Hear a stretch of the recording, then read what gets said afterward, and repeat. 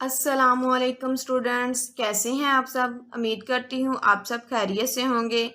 आइए आज हम स्टार्ट करते हैं अपना लेक्चर नंबर 3 जो कि हमारी एक्सरसाइज 1.2 पर है। ठीक है, एक्सरसाइज 1.2 के हम क्वेश्चन नंबर 1 को डिस्कस करते हैं। सबसे पहले उसमें क्या पूछा गया हमसे एक्सरसाइज 1.2 में, क्वेश्चन नंबर 1 में, from the following matrices identify unit matrices, row matrices, column matrices and null matrices. सबसे पहले यूनिट मैट्रिसेस देखते हैं, इसकी डेफिनेशन जो कि हम लेक्चर नंबर 2 में ब्रीफली डिस्कस कर चुके हैं। और अब हम जस्ट इसके हिंट में दूंगी आप लोगों को।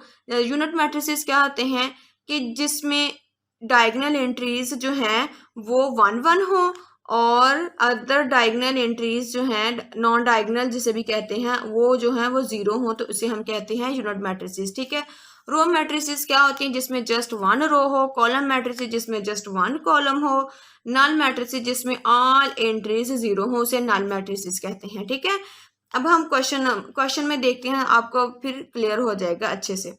अब ये देखें, ए में क्या है, सारे के सारे एलिमेंट्स 0 हैं, तमाम एंट्रीज 0 हैं, तो इसे हम क्या कहेंगे, ये कौन सा मैट्रिक्स है, ये हमारे पास नल मैट्रिक्स है। कौन सा है, नल। ठीक है, अब ये देखें, इसमें क्या है, जस्ट 1 रो है, तो इसे क्या कौन सा मैट्रिक्स कहेंगे, रो मैट्रिक्स। ठीक है, अब सी में देखें, सी में जस्ट 1 कॉलम है, तो इसे क्या कहेंगे, कॉलम मैट्रिक्स।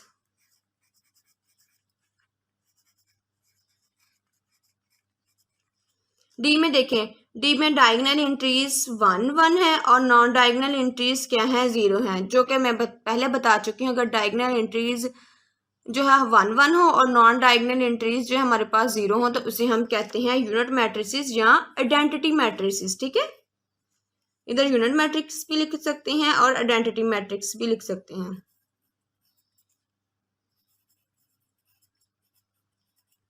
अब ये ई में देखें, ई में क्या है, 1 एंट्री है और वो भी 0 है, तो जब एलिमेंट जो है वो 0 हो तो इसे हम कौन सा मैट्रिक्स कहते हैं, नल मैट्रिक्स कहते हैं। ठीक है,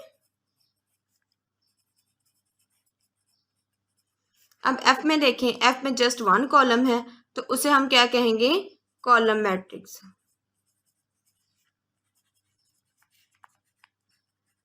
ठीक है, ये तो हमारा क्वेश्चन नंबर था 1। अब हम डिस्कस करते हैं अपना क्वेश्चन नंबर 2। ठीक है, उन्होंने पूछा हुआ है, from the following matrices discuss square matrices, rectangular matrices, row matrices, column matrices, identity matrices, null matrices. ठीक है, अब देखते हैं हमारे पास स्क्वायर मैट्रिक्स क्या होते हैं। स्क्वायर मैट्रिक्स वो होते हैं जिसमें रो और कॉलम सेम हो, उसे हम स्क्वायर मैट्रिसेस कहते हैं। रेक्टेंगुलर मैट्रिसेस को होते हैं जिसमें रो और कॉलम सेम ना हो, जिनमें रो और कॉलम की तादाद सेम ना हो, उसे हम रेक्टेंगुलर मैट्रिसेस कहते हैं। जिसमें जस्ट 1 रो उसे रो मैट्रिसेस, जिसमें जस्ट 1 कॉलम उसे कॉलम मैट्रिसेस, और जिसमें डायगोनल एंट्रीज जो है वो 1 1 हो, नॉन डायगोनल एंट्रीज हमारे पास 0 0, उसे हम आइडेंटिटी मैट्रिसेस कहते हैं। नल मैट्रिसेस कौन से होते हैं, जिसमें सारे एलिमेंट्स या सारी एंट्रीज 0 हो, उसे हम नल मैट्रिसेस कहते हैं। ठीक है, चलिए अब हम देखते हैं 1 को। क्वेश्चन नंबर 2 का जो पार्ट नंबर 1 है उसमें देखते हैं, पहले देखते हैं रो कितनी है, 2 रोज हैं, कॉलम कितने हैं, 3 कॉलम्स हैं। रो और कॉलम डिफरेंट है, यानी रो 2s हैं, ये इस 2/3 है। रो और कॉलम जो है वो सेम नहीं है, तो ये रेक्टेंगुलर मैट्रिसेस हुआ फर्स्टली। ठीक है, और अब नेक्स्ट देखते हैं। ठीक है, इसको हम लिख लेते हैं इधर ताकि कंफ्यूजन ना हो बाद में।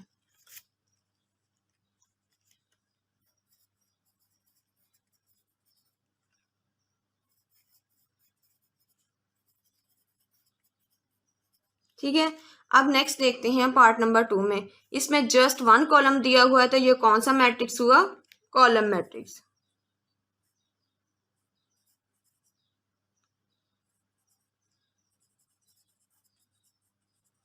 अच्छा जी, अब इसमें देखें, थर्ड में कितनी रोज हैं, 2 रोज हैं, कॉलम कितने हैं, 2 कॉलम्स हैं।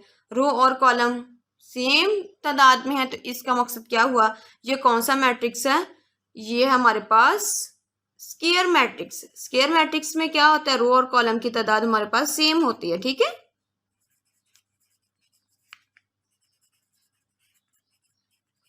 अगर नहीं किसी चीज़ की भी समझ आ रही तो आप लेक्चर नंबर 2 में जाके देखें, और वहां पे मैंने डेफिनेशंस को ब्रीफली डिस्कस किया हुआ है। ठीक है, अब नेक्स्ट क्या है, नेक्स्ट हमारे पास है 1001। अब डायगोनल एंट्रीज जो है हमारे पास 1 1 है, नॉन डायगोनल 0 है, जो कि हमारे पास कौन सा मैट्रिक्स बना, हमारे पास आइडेंटिटी मैट्रिक्स बना। ठीक है,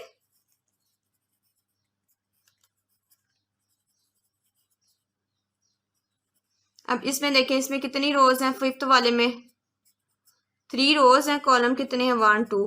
इसमें रो और कॉलम की तादाद सेम नहीं है, तो इसका मकसद है ये कौन सा मैट्रिक्स हुआ, रेक्टेंगुलर मैट्रिक्स हुआ।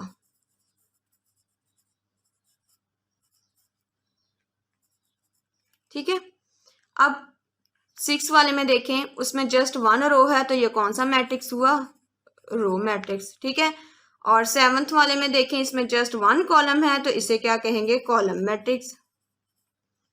अब नेक्स्ट आ जाएं 8 पे, इसमें देखें कितनी रोज हैं 1 2 3, और कॉलम कितने हैं 1 2 3, रो और कॉलम सेम तादाद में है, तो इसका मकसद है ये कौन सा मैट्रिक्स हुआ, स्क्वायर मैट्रिक्स। कौन सा है, स्क्वायर मैट्रिक्स। अब 9 वाले में देखें, जितनी भी एंट्रीज हैं वो सारी की सारी 0 हैं।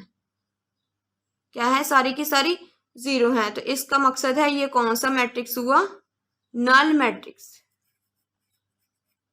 ठीक है, नेक्स्ट हमारा है क्वेश्चन नंबर 3।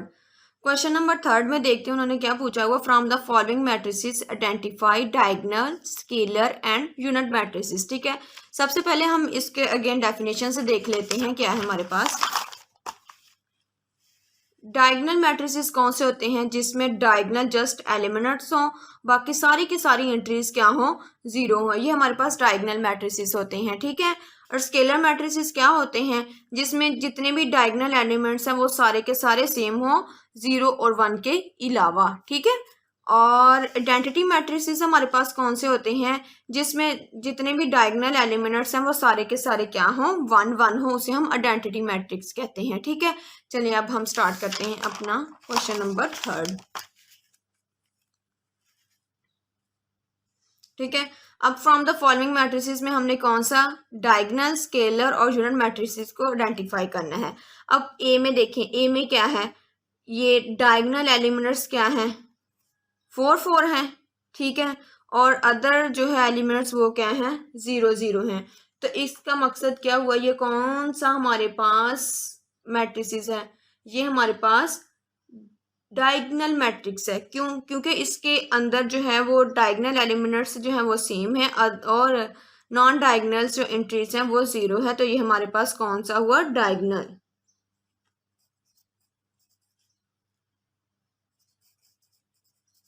ठीक है, अब बी में देखें, बी में क्या है, 2 0 0 -1, इसमें डायगोनल एलिमेंट्स जो क्या है वो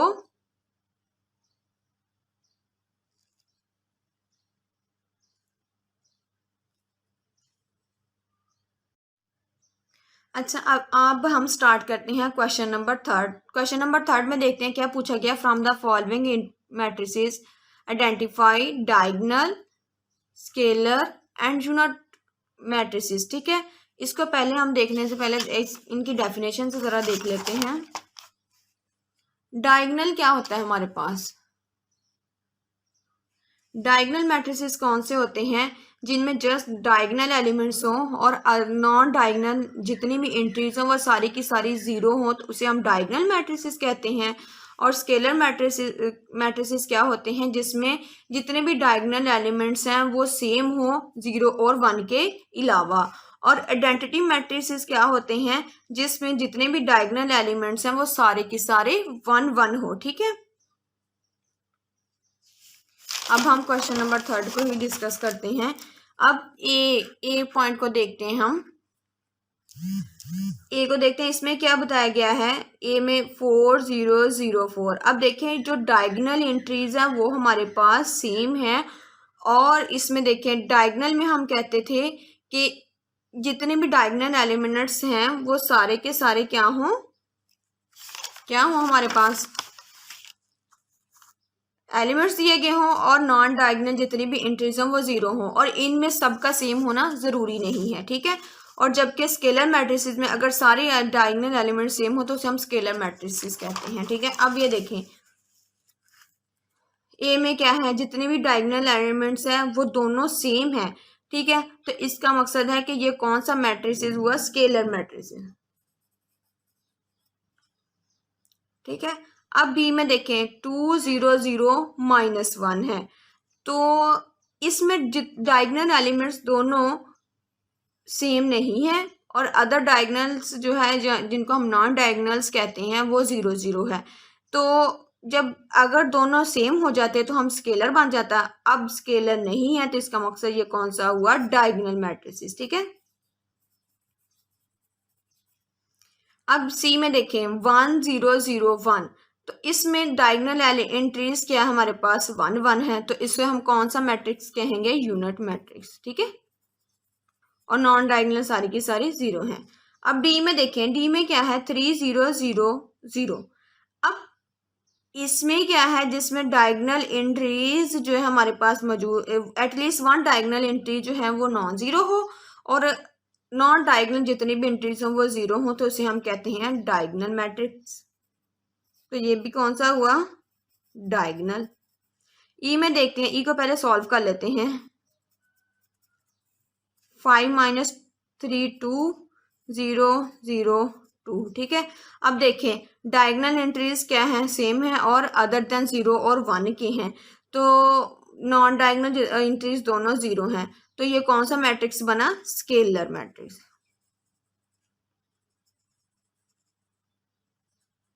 ठीक है। अब हम क्वेश्चन नंबर 4 को डिस्कस करते हैं।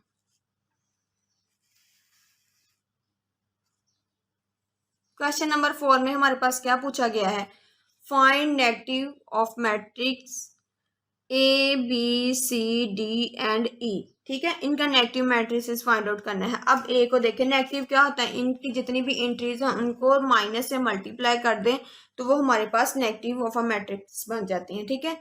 जैसे मैं लिखती हूँ ए, इधर क्वेश्चन लिख लेते हैं,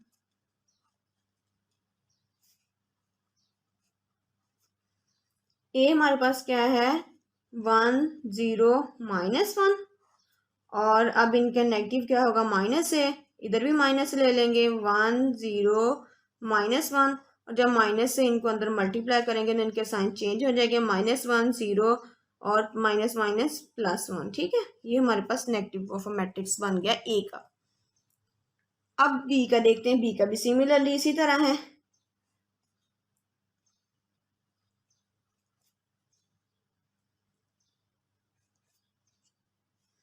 3 -1 2 1, ठीक है। अब माइनस बी, इधर भी माइनस मल्टीप्लाई हो जाएगा, 3 -1 2 1, और क्या बनेगा -3, माइनस और माइनस +2, प्लस माइनस जिसके साथ कोई साइन है उसके साथ प्लस का साइन है, तो जाहिर सी बात है प्लस माइनस -2, और इसके साथ भी प्लस माइनस -1, ठीक है। ये जिसके साथ कोई साइन नहीं होता उसके साथ प्लस का ही होता है, वैसे भी आप देख लें माइनस एज इट ही आ जाएगा, जिसके साथ माइनस है माइनस माइनस मल्टीप्लाई होंगे वो प्लस हो जाएगा, ठीक है।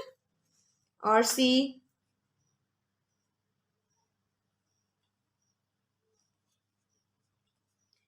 क्या हमारे पास 2 6 3 2, ठीक है। और अब इसका माइनस फाइंड आउट करें, -c is equal to minus into 2 3 6 2, तो इनमें सारी एंट्रीज क्या हैं, प्लस की हैं, तो सारी की सारी क्या हो जाएंगी, माइनस में, -2 -6 -3 -2, ठीक है। और डी देख लेते हैं अब,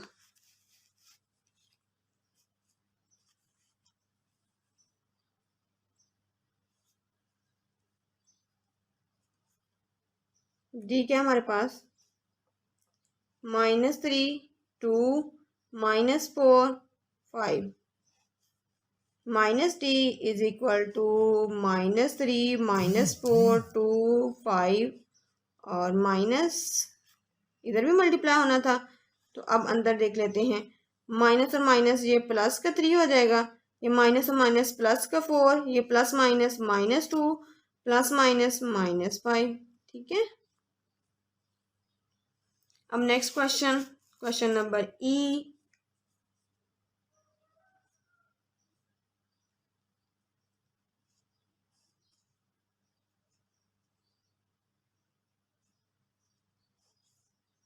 -c इज इक्वल टू -1 2 -5 3।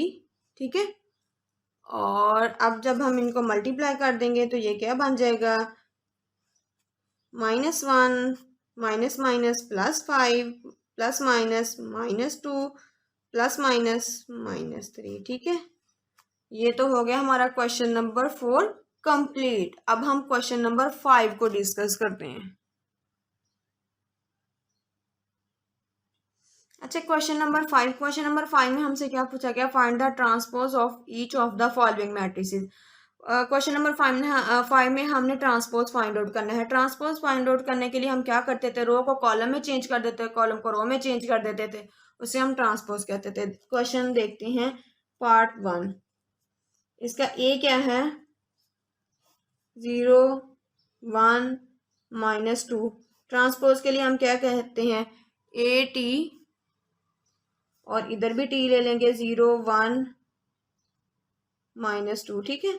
तो इसका भी ऊपर टी लिया, जब टी लिया तो ये क्या चेंज हो जाएगा, तो ये बन जाएगा 0 1 और -2 एज इट, यानी कि इसको हम लिख लेंगे A T is equal to 0 1 -2। ठीक है। अब हम बी वाला देखते हैं।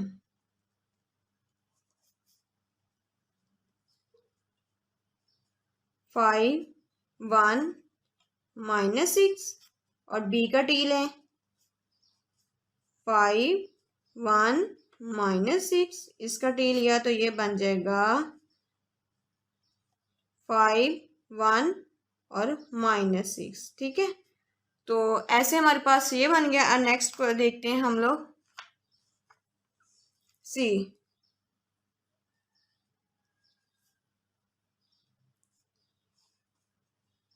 1 2 3 2 -1 0।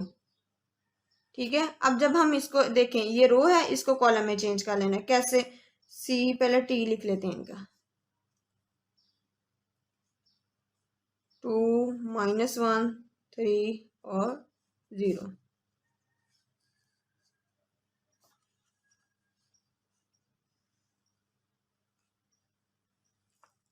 टी लिखा। अब देखें, C T is equal to, अब ये रो है, इसको कॉलम में चेंज कर दे, 1 2, ये रो है, इसको कॉलम में चेंज कर दे, 2 -1 3 और 0 को भी कॉलम में चेंज कर दे, ये हमारे पास ट्रांसपोज आ जाता है। ठीक है। अब क्वेश्चन नंबर डी में देखते हैं।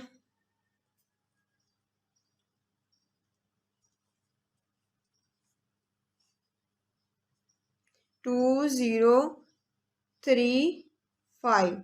ठीक है। जब डी का टी लेंगे, 2 0 3 5, इसका टी लिया, इक्वल लिख देते हैं। अब ये देखिए, ये रो है, इसको कॉलम में चेंज कर देंगे, 2 3, इस रो को भी कॉलम में चेंज कर देंगे, तो ये हमारे पास डी का टी आ जाएगा।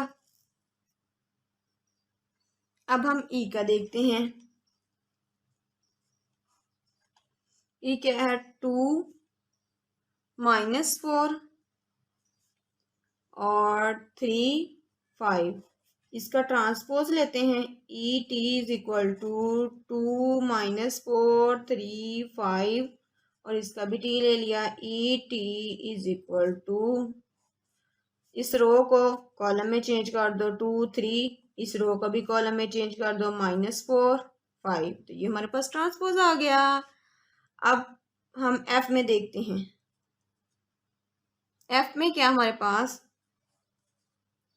1 3 2 4, एफ का टी लिया, 1 3 2 4, तो ये आ जाएगा, जब हम रो को कॉलम में चेंज करेंगे 1 2 3 और इस रो को भी कॉलम में चेंज कर दिया 3 और 4 आ गया। ये एफ का टी है। देखो कितने मजे के क्वेश्चन थे, बड़ा मजा आया करने का। ठीक है, अब हमारा जस्ट वन क्वेश्चन रह गया है, क्वेश्चन नंबर 6, जो वो भी बड़ा आसान है। वो भी हमने ट्रांसपोज ही लेना है और प्रूफ करना है। तो चलिए हम क्वेश्चन नंबर अब स्टार्ट करते हैं 6। क्वेश्चन नंबर 6 में हमने क्या करना है,